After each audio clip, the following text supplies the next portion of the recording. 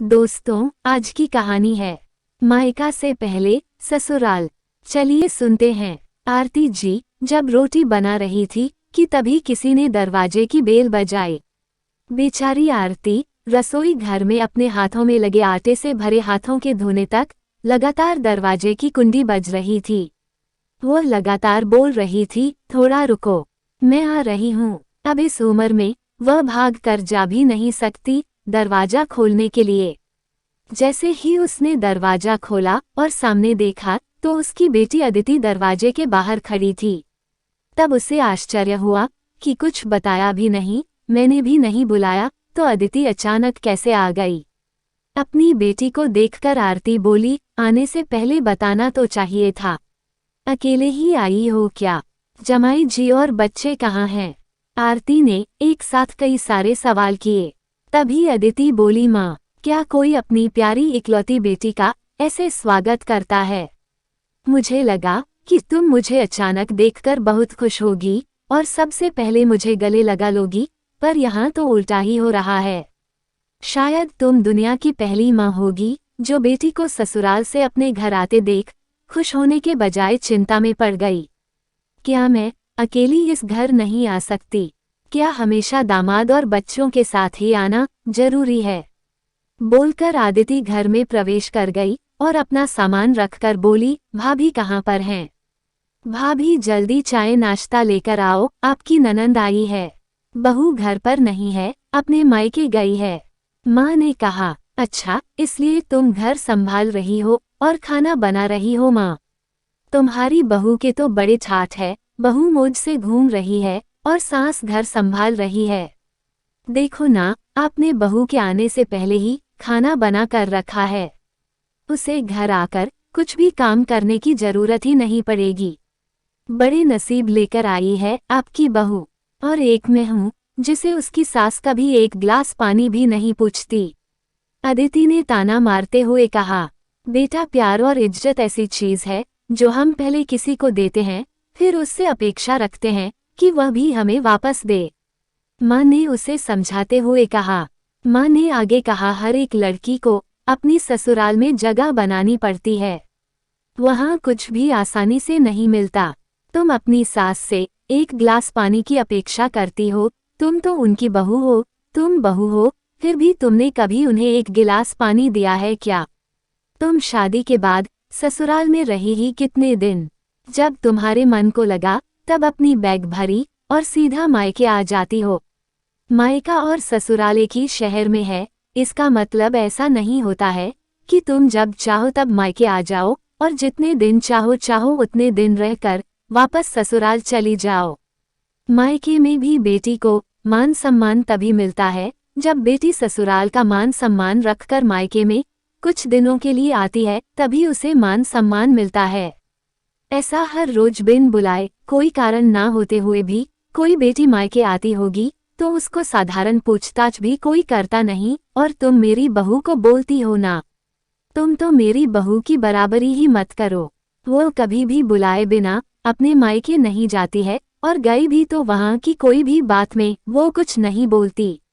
वो जब घर में रहती है तब वह मुझे घर के कोई भी काम को हाथ लगाने नहीं देती। मैं मेरी इच्छा से घर के काम कर रही हूँ। वो मुझे काम करने को नहीं कह गई। अपनी बेटी को माँ के सिवाय अच्छा कौन समझ सकता है? मुझे तुम्हारा स्वभाव अच्छी तरह पता है। तुम्हारे ससुराल में सब लोग अच्छे हैं, तुम ही उनके साथ मिलजुल रहना नहीं चाहती। ससुराल तो ससुराल होता है और मायका तो मायका होता है। मायके में घर का काम अपनी मर्जी से होता है। ससुराल में सबसे पहले सबका दिल जीतना पड़ता है, सबको अपना बनाना पड़ता है। उसके लिए छोटों से लेकर बड़ों तक सबको प्यार करना पड़ता है। सबकी पसंद नापसंद का ध्यान रखना पड़ता है। सबसे प्यार से बोलकर सबको उनके घर के कामों में मदद करनी पड़ती है, तभी सब लोग घर में आई नई बहू को स्वीकार करते हैं, उसे अपना मानते। तुम जिम्मेदारी लेने के लिए तैयार ही नहीं हो, इसलिए रोज रोज मायके चली आती हो। यहाँ आकर भी वही करती हो। अभी की बात देख लो, घर में कदम भी नहीं रखा, उतने में भाभी को ऑर्डर देना शुरू कर दिया। भाभी मुझे चाय नाश्ता लेकर आओ। वो व्यक्ति घर में है या नहीं, वो कैसी है, उसकी तबीयत कैसी है, वो पूछना भी जरूरी नहीं समझा। घर में आए मेहमान की मेहमान नवाजी होती है, पर उसका बर्ताव, बोलना सामने के व्यक्ति को पसंद आया तो मेहमान नवाजी न मांगते पूरी होती है। पर तुम्हारा ऐसा बर्ताव मुझे ही पसंद नहीं आता, तो तुम्हारे ससुराल के लोगों को कैसे पसंद आएगा। तुम बोलती हो ना मेरे बहू का बहुत थॉट है, तो वो बात सही है। उसने यहाँ हमारा दिल जीत लिया है और हर एक के दिल में खुद की जगह बनाई है। वो रोज रोज तुम्हारे जैसी ससुराल के लोगों के साथ झगड़ा करके मायके नहीं जाती, इस वजह से ससुराल और मायका दोनों जगह उसकी इज्जत होती है। जब तक उसे अपने मायके से बुलावा नहीं आता तब तक वह जाती नहीं। आज माँ ने ही अपनी बेटी को उसके बर्ताव के दोष दिखाए, क्योंकि उसे लगता था कि अपनी बेटी को अभी नहीं समझाया तो वह उसे कभी नहीं समझेगी। तब तक बहू भी घर आ गई। उसने अदिति को देखते ही वह बोली, अरे दीदी आप कब आई? मुझे फोन किया होता तो मैं जल्दी घर आ गई होती ना। इस पर अदिति बोली, नहीं नहीं भाभी, मैं वापस जा रही हूँ। अभी ही मेरी सास का फोन आया था, उनके सीने में दर्द हो रहा है, मुझे वापस जाना है, आऊंगी वापस कभी यहाँ, बोलकर अदिति अपना सामान लेकर चली गई। तभी उसकी भाभी ने उसे रोकने का प्रयास किया, पर उसकी सास ने ही अपनी बेटी को रोकने के लिए मना किया और अपनी बहू को बोली, बहू जाने दो उसे, पहले अपना घर संभालने दो, उसके बाद उसे मायके में आने दो। तुम भी किसी के नहीं बुलाने पर तुम्हारे मायके जाती हो क्या? तभी बहू भी समझ गई कि सास ने उनकी बेटी को जीवन का पाठ पढ़ाया।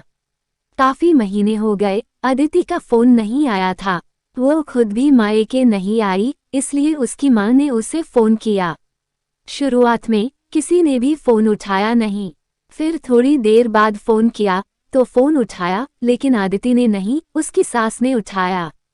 तभी उन्होंने उनकी तबीयत का हाल पूछा, फिर दोनों की बातें शुरू हुई।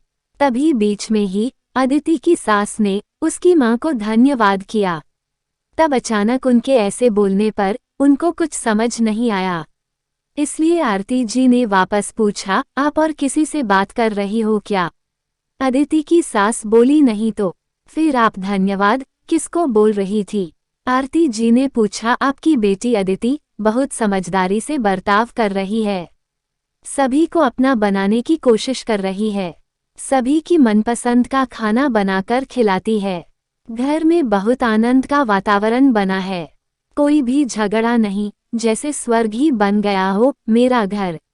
इसलिए मैं आपको धन्यवाद बोल रही हूँ, आपकी बेटी के अच्छे बर्ताव से ये दिन हमें देखने मिला, हम बहुत धन्य हो गए। पहले हमें उसकी तरफ से कोई भी अपेक्षा नहीं थी, पर आपने उसे समझा कर भेजा और उसके स्वभाव में बदलाव आया। आज उसी अदिति को मायके जाना तो दूर की बात है, फोन पर बोलने के लिए भी उसके पास वक्त नहीं है, वो अपने गृहस्थी में व्यस्त हो गई है।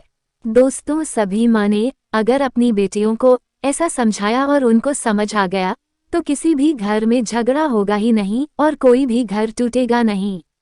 दोस्तों, आपको ये कहानी पसंद आई हो तो इस चैनल को सब्सक्राइब करें, वीडियो को लाइक करें, कमेंट करें और अपने अधिक से अधिक दोस्तों को शेयर करना ना भूलें। धन्यवाद।